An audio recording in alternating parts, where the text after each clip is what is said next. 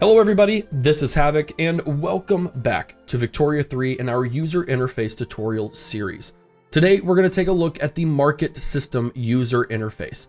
I'm not going into the actual economics of Victoria 3. However, there will be a lot explained here that will hopefully help you make sense of it. So let's get right on in. First and foremost, when you open your market screen for the first time, you will most likely see this screen. This is going to give you all the details of all the resources that are within your market. It should be said that the Austrian market is your market as a country, and barring any customs unions, you exist inside your own market and no one else does. If I want to interact with the French, I can do so via trade routes, but that is a difference in influence between our market and the French market. Something to be considerate of is that is what that is. Now, if we were to look at the UK's market, the British market encompasses all of their territories as well. So the British have a very massive market that they have to consider. The Austrians, it's a little more limited. But regardless, you have all of the resources that are within your market in one big giant list. I highly recommend that you don't do that because, well, it's confusing and might leave you more stumped than helpful. Instead, you have a toggle, by staple, industrial, luxury, and military goods. So we're going to start with staple goods. These are your staple goods that your pops will generally consume. So it's a really good measure right here of how to increase your standard of living.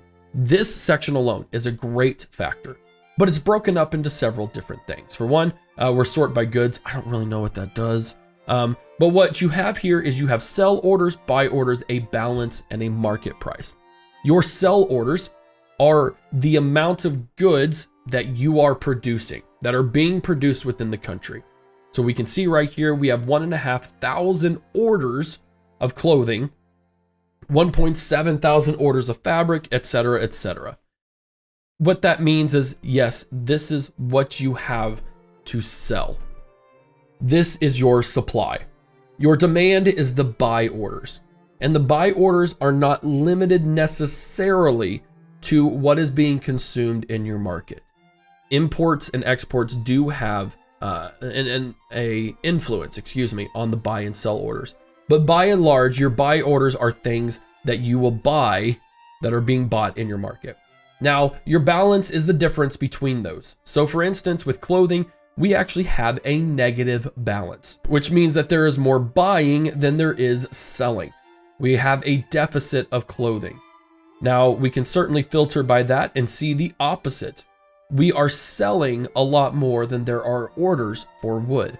Now, what does that do? That affects your market price. We can see right here that a market price of plus 38.5% means that the people in your market, the pops or the industries that are consuming using these goods, are paying 40% more compared to the base price. Now, the base price is something that Paradox has set within the game that is kind of your standard that you are trying to achieve for equilibrium. So right here, we're paying 41.5 pounds, money, whatever, for each unit of groceries right now. That's a lot. And these are the basic goods that your pops are consuming. Whereas if we go to the opposite way, we are overproducing wood, which means that we are paying 12% less in our market. That's pretty good, especially considering that one, our pops use this, and two, several manufacturing workshops, etc., industrial buildings use this, which means they are having an input good, a good coming into the factory at a cheaper price, and that means they are making more money on the output good, right? So that's pretty good. That's advisable. And this is the balance that you have to kind of try and find. You don't necessarily want grain to be super over expensive, but neither do you want to get rid of it because your pops will continuously consume that. Paper is great for your authority. Having paper be below the base price means that your government can run cheaper than it has to, which is very, very good. Now we can talk about this in the next episode, but basically if you have an overproduction, you can certainly find ways by hovering over the resource. You can find ways that you are using it and or producing it rather, and you can find different methods that are consuming it. That's pretty crucial. So that means we have a huge overbalance of wood. So if I wanted to, I could build some more furniture manufactories. I could build more tooling workshops. Paper mills will be able to operate cheaper, but I could build a few more if I had a deficit. Just things of that nature to consider. The other really cool part is that if I click on this resource, it brings me to that specific resource on the market and gives me a fantastic breakdown. This gives me a breakdown of the price, 3 very crucial pieces of the potential for wood to be generated. So you can see it's pretty much almost the entire world, where it is being produced, and consumption. This is a really good measure to find out, one, where you could get it. And this is for any resource. So this will be good if you were over here in the Sahara and you needed wood. You probably can't make it at all. So I'd want to try and conquer Sokoto if I could.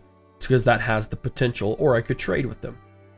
This shows the production. If I wanted to cripple Russia's wood industry, I could take over these regions and rip wood away from their market. Or where consumption is. I can see that England is consuming a ton of wood. They would potentially be good partners. Not only that though, your tariffs affect how much or how little they are taxed. If you want to encourage exports, which we have a good surplus, so it would be a good idea, then you could tax imports. Whereas if you wanted to protect your supply, you could tax the exports, which means people would be less likely to consume those, and that would be that would cause you to keep it in the market, but also would allow you to, or would cause you to lose a little bit of money. What's also really great here is a sold by, bought by. This gives you an even better breakdown of what is being produced where and how it is being used and consumed. So this just gives you a really good idea overall. Okay, these industries are consuming it. And then on top of that, there's so much to this, is that you can see the prices within the market. Now, if something is being produced locally, typically, if it's an underproduced item, let's take this to paper. Okay, paper is not it. All right, so it's the beginning of the game, so I can't show this off. But if you were to look at as you play, the market price within these areas would be different. And that is completely dependent on if they are being consumed versus what is being produced. So typically, if there is a lot of wood being produced in Venetia, it may be more costly to have wood elsewhere in Austria, but in Venetia, that price may go down. It's a little bit wonky to see, and you have to see it in action, but regardless, there it is. And then of course, if you go over to applications within your goods, you see where it can be produced. Again, clicking on that like we do at the political lens, and then where it can be used by. And then production methods using wood consumed by pops of wealth level 5 to 14, and of all wealth levels for heating. So that's really, really good. And that's really confusing, and it's super in depth, but that's why I wanted to go over that. And you can do that for every single one of these and see. We can see, for instance, that we're actually doing pretty good overall for the luxury. And honestly, tools and glass aren't too bad either overall. But if we were to click on this, eventually you would see those prices go different, and you can see that the tooling workshops are used by a lot of different resources. As we move along to trade routes, I briefly took a look at this, but you have goods that would be good for an import demand and an export demand. And this is dependent, again, on the supply and demand.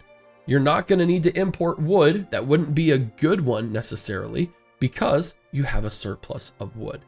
Now, what's really interesting is that when you do trade routes, and we're going to go ahead and you can see your current trade routes, and you could certainly modify everything that you needed to do here. We're not going to worry about that, but you can see the level at which dye is being imported into the Austrian market and where stuff is being exported. So that's something to consider.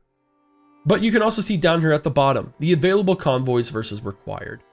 Currently, we have a supply network strength of 100% because we have way over what we need in terms of convoys. Convoys are again built in ports. So if you ever find yourself hitting that limit, you just need to build some more ports.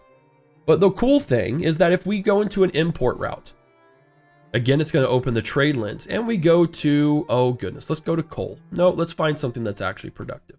Coffee. We need coffee. The French market, it would be very, very positive for us. We would net 260 gold money a year, 13.4 per employee annually, right? Based on our import tariffs. But what you'll notice, and this is very important to remember and to discover and to understand, the predicted price impact on coffee in our market drops from 50 pounds to 25.5. Considering that coffee is consumed by your pops solely, that is great. You want that price to be lower so they don't have to pay so much for it. The French market, however, theirs increases from 12.5 to 49.2. Now that's great because it means that the French will be making more money for the French. That's great. But it also means that the pops who consume that good in that country are most likely going to be hit by that. Now that's a good strategy that you could use, 100%. You could try and tank a market by making their quality of life go lower because you're buying all the basic goods. But it's a little bit of that's a strategy thing that I'm not going to go into. We're not going to worry about that, but it is something that you can think of. And the same goes for exporting. It's the exact same thing. If we export clippers to Prussia, the Prussian market will go down, but the price of clippers in our country will go up. So again, that would make us more money. Clippers aren't consumed by your pops, so that is an okay thing, in my opinion, to do. And that's pretty much how the trade routes work. Last but not least are your members. We went over this earlier in the user interface tutorial overview, but this shows you all of the members that are inside of your market.